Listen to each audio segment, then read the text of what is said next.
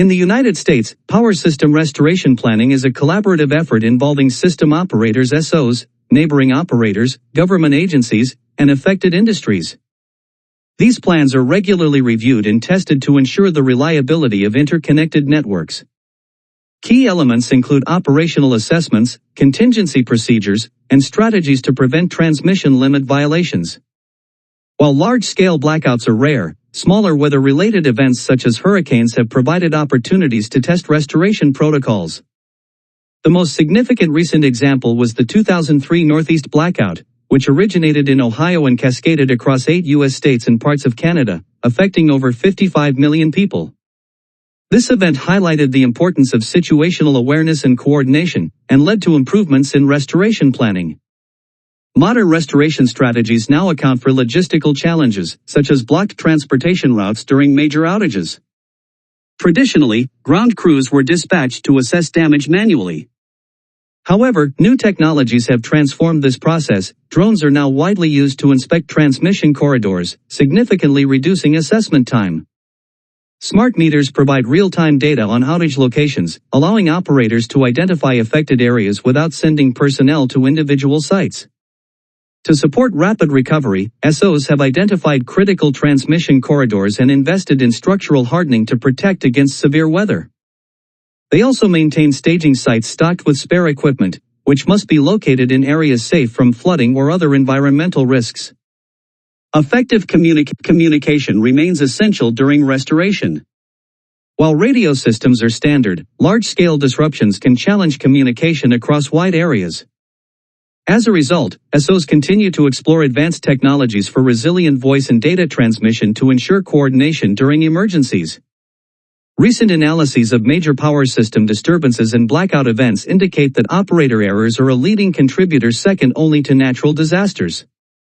The severity of these errors depends not only on the system's condition and available corrective actions, but also on the decisions made by operators and the effectiveness of pre-established defense mechanisms.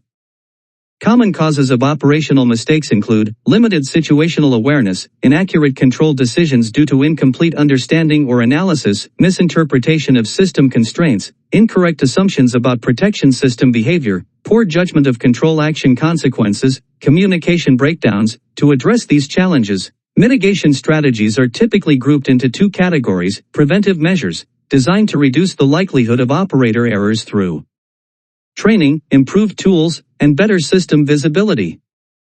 Impact reduction measures, focused on minimizing the consequences of errors when they occur, using automated defenses and robust contingency plans. Effective operator training, realistic simulations, and continuous improvement of procedures are essential to enhance decision-making and ensure reliable system restoration under stress.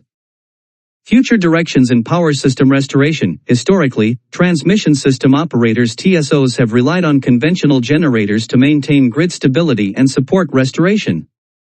These traditional systems offered predictable behavior and centralized control.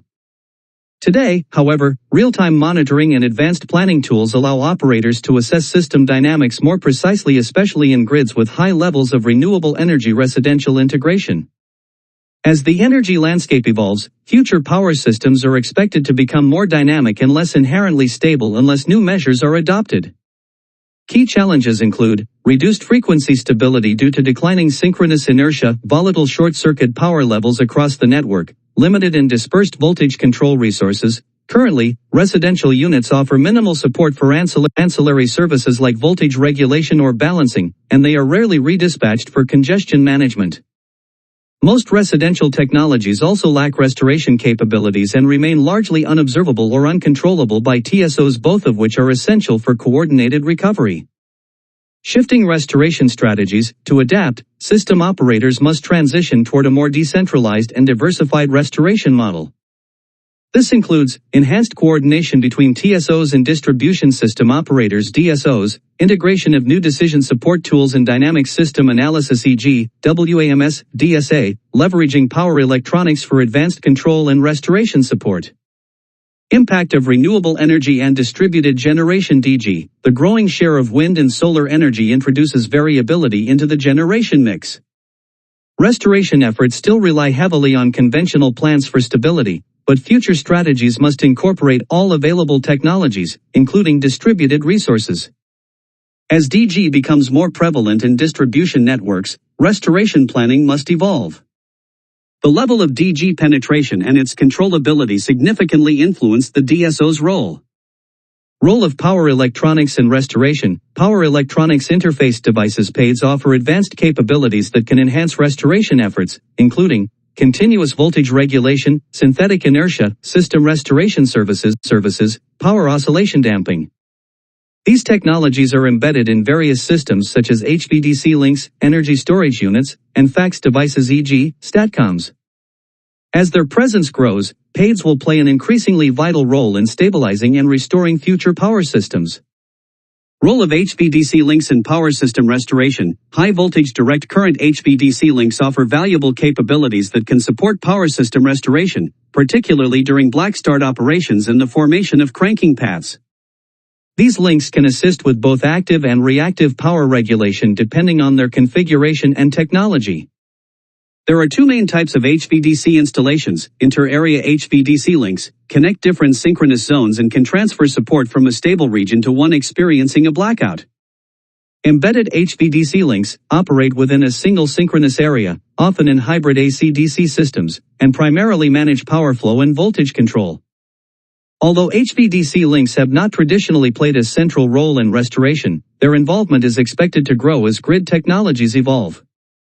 Technology types and restoration applications. Line commutated converter LCC HVDC. Based on thyristor technology, LCC systems offer high power capacity and efficiency.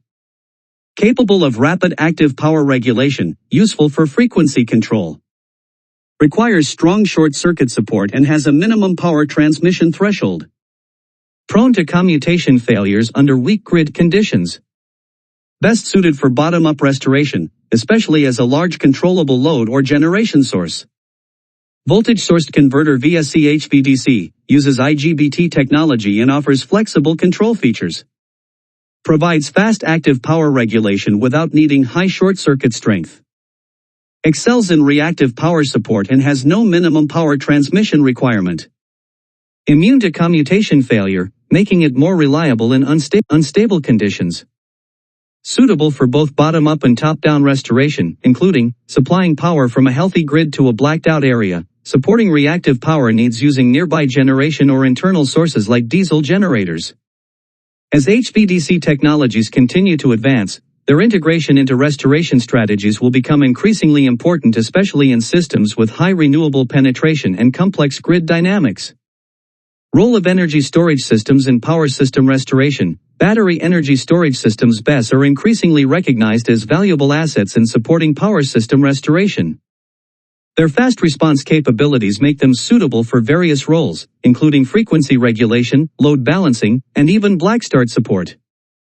During restoration, maintaining a stable system frequency is critical to prevent further outages or cascading failures.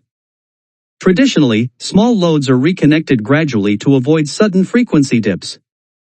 However, this cautious approach can slow down the overall restoration process. BESS can accelerate recovery by acting as both a controllable load and a generation source, depending on their charge-discharge configuration.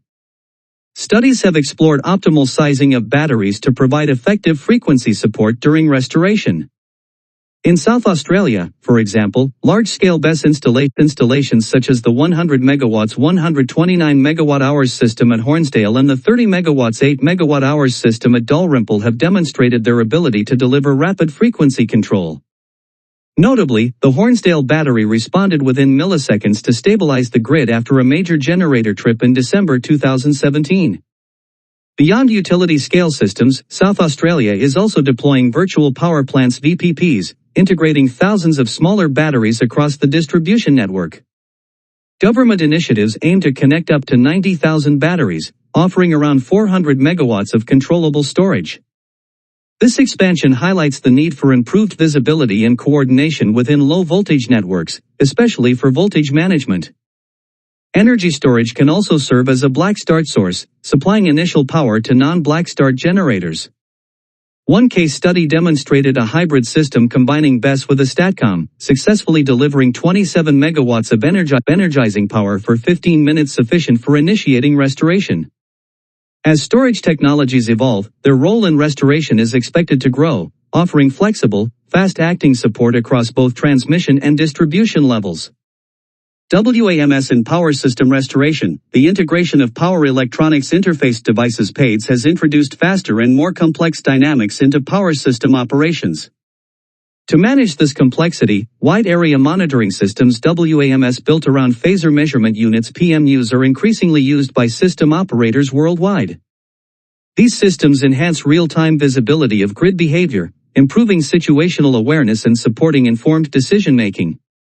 Beyond monitoring, synchrophasor technology plays a valuable role in system restoration. Unlike traditional SCADA systems, synchrophasors provide synchronized voltage phase angle data across different grid areas. This is especially useful when re-energizing or reconnecting sections of the network, helping operators assess system readiness and stability. During the restoration planning phase, synchrophasors combined with state estimation tools offer precise insights into the grid's condition, including island zones and available components. This data supports the development of effective restoration strategies. In the execution phase, synchrophasor inputs can be integrated into SCADA-based control modules to automate key actions such as load re-energization, island resynchronization, and generation ramp-up, ultimately reducing restoration time. Global applications and examples. In Europe, WAMS were used during the 2004 resynchronization of the UCTE zones and again in 2010 when Turkey was connected to the continental European grid. These events involved real-time dynamic assessments during critical synchronization phases. ENTSO Policy 5 outlines the procedures and responsibilities for such resynchronizations across its jurisdiction. In India, PMUs are actively used in control centers for real-time monitoring. Their time-synchronized signals allow control centers to mimic substation synchronization relays, improving coordination between generation units in different islands and enabling faster reconnection during mock black start drills. Italy also employs WAMS as part of its restoration strategy, as noted in earlier sections. As grid complexity increases, WAMS will continue to play a central role in enhancing restoration capabilities, offering both precision and speed in dynamic recovery scenarios. Evolving requirements for operator training systems. As power systems become increasingly complex due to technological advancements and changing grid dynamics, making accurate control decisions has become more challenging and the consequences of errors more costly.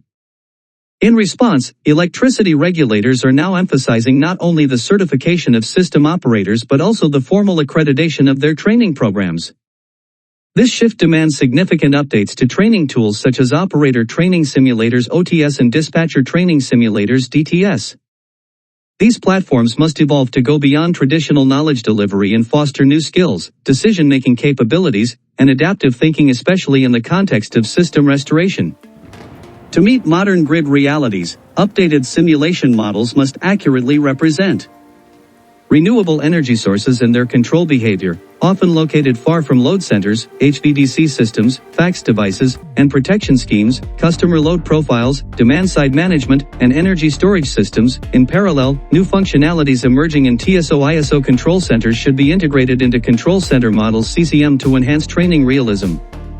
These include dynamic security assessment (DSA) tools, including real-time line and transformer ratings, operator awareness systems supported by wide area monitoring systems (WAMS), access to weather forecasting systems for operational planning.